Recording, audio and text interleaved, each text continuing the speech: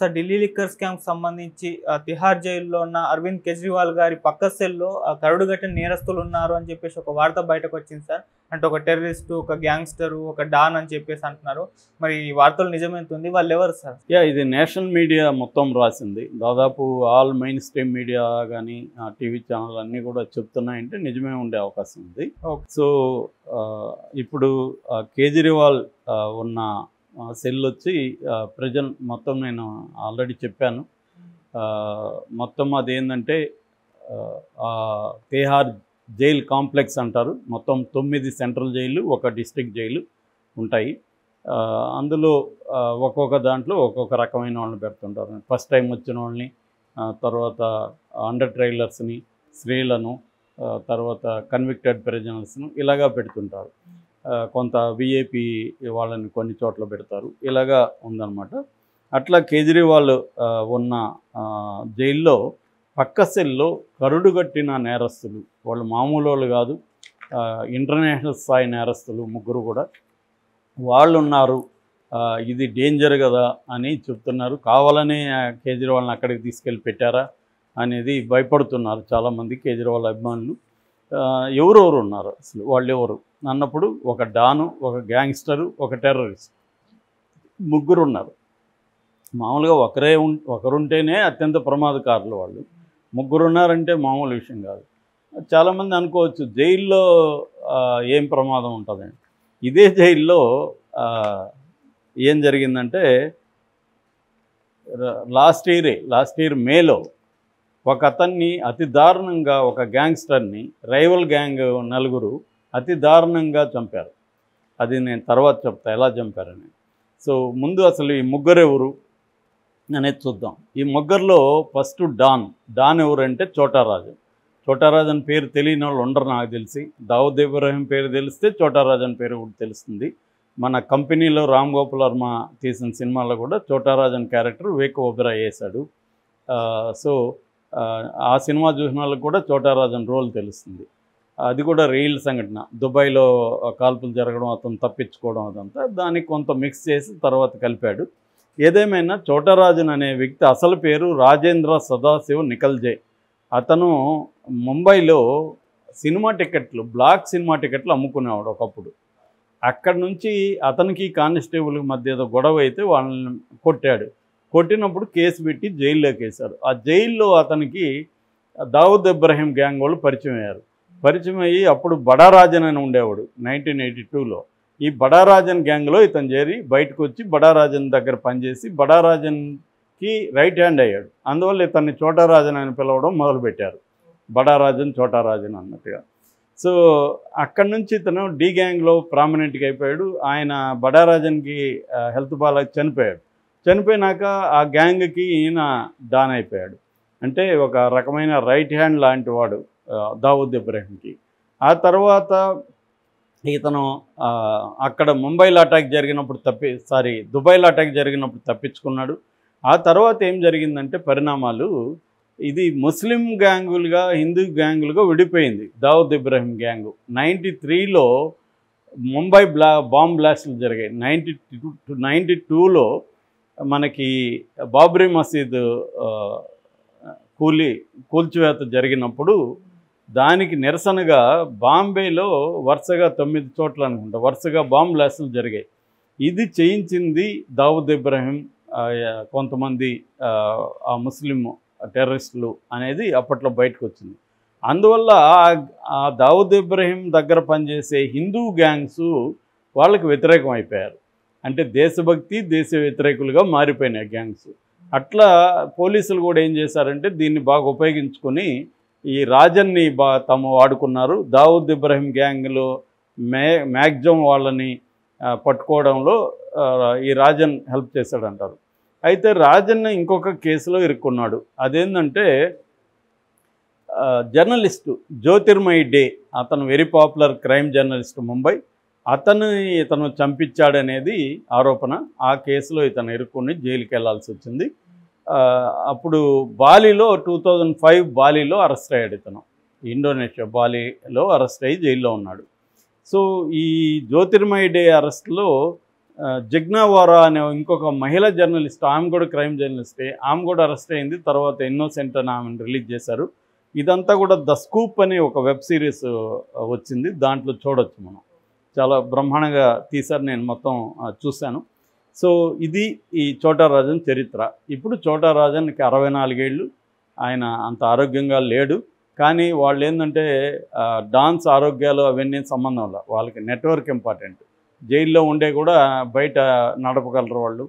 So జైల్లో కూడా వాళ్ళ నెట్వర్క్ ఉంటుంది. సో అలాంటి డాను పక్కన ఉన్నాడు. రెండవది నీరజ్ భవానా.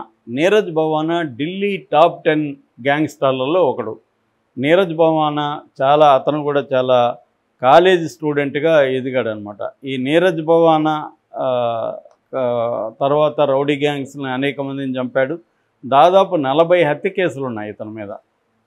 ఇతను ఎన్సీఆర్ అంటారు, అంటే అక్కడ నేషనల్ సిటీ రీజియన్ అంటారు. అంటే ఢిల్లీ, హర్యానా, యూపీ, రాజస్థాన్ ఈ 4 రాష్ట్రాల బార్డర్లను కలిపి ఎన్సీఆర్ అని ఒకటి పెట్టారు.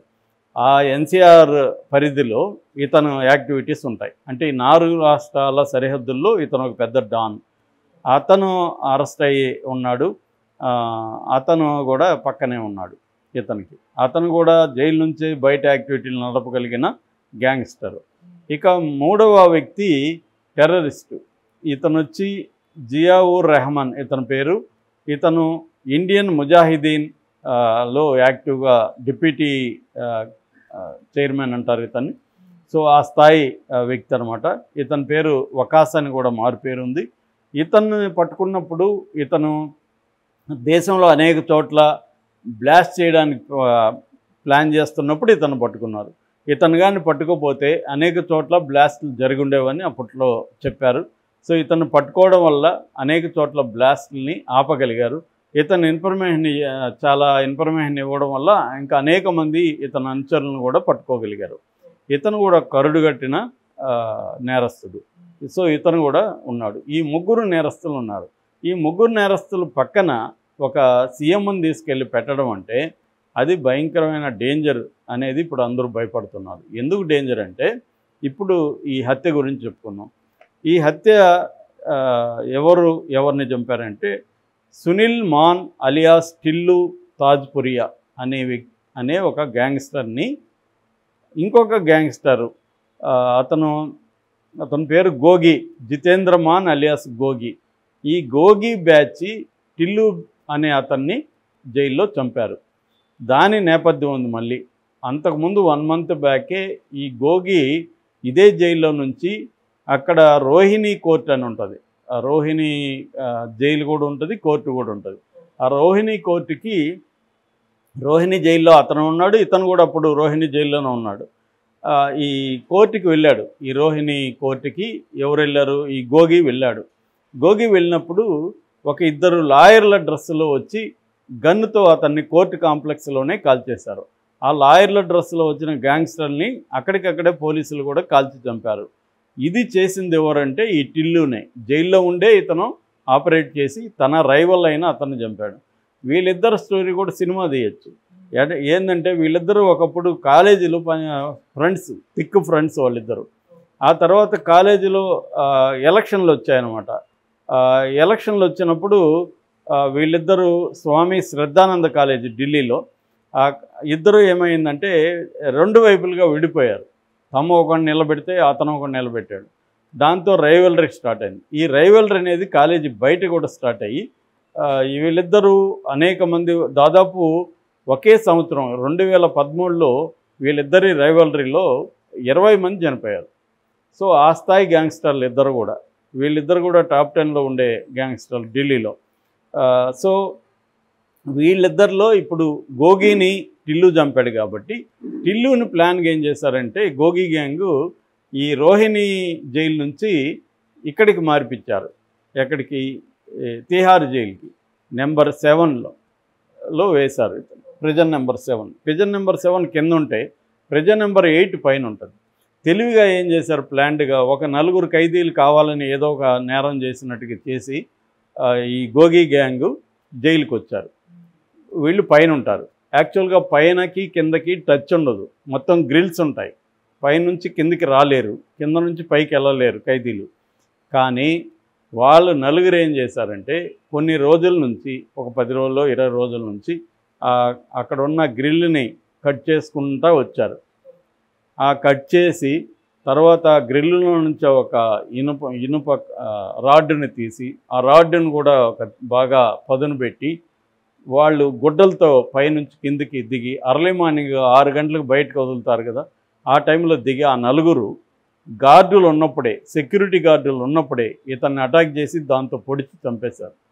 సెక్యూరిటీ గార్డులు 7 మంది ఉన్నారు ఆ టైంలో, వాళ్ళెవరూ అడ్డు చెప్పాల. సో అట్లాగా అతను చనిపోయాడు, హత్య చేశారు. సో ఈ సంఘటన తర్వాత జైల్లో, ఈ తిహార్ జైల్లో 80 మందిని సస్పెండ్ చేశారు. అందులో డిప్యూటీ సూపరింటెండెంట్లు ఉన్నారు, అసిస్టెంట్ సూపరింటెండెంట్లు ఉన్నారు, సెక్యూరిటీ గార్డులు ఉన్నారు, తర్వాత వార్డన్లు ఉన్నారు.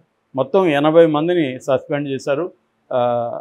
అందులో 7 మంది ఎవరంటే టీఎన్ఎస్పీ అంటారు, అంటే తిహార్ జైల్లో సెక్యూరిటీ ఇచ్చేది తమిళనాడు స్పెషల్ పోలీస్ ఇస్తారు అక్కడ. సో వాళ్ళని కూడా 7 మందిని సస్పెండ్ చేశారు. సో దీన్ని బట్టి ఏమర్థమవుతుంది, జైల్లోనే చంపాలనుకుంటే పెద్ద కష్టమేమి కాదు, చంపేయచ్చు. వీళ్ళకి మహా అంటే ఏముంది, సస్పెండ్ చేశారు, మళ్ళీ ఉద్యోగాలు వస్తాయి, అంతకంటే ఏం జరగదు. కానీ కొన్ని కోట్లు ఒక్కొక్కడికి దొరుకుంటాయిగా.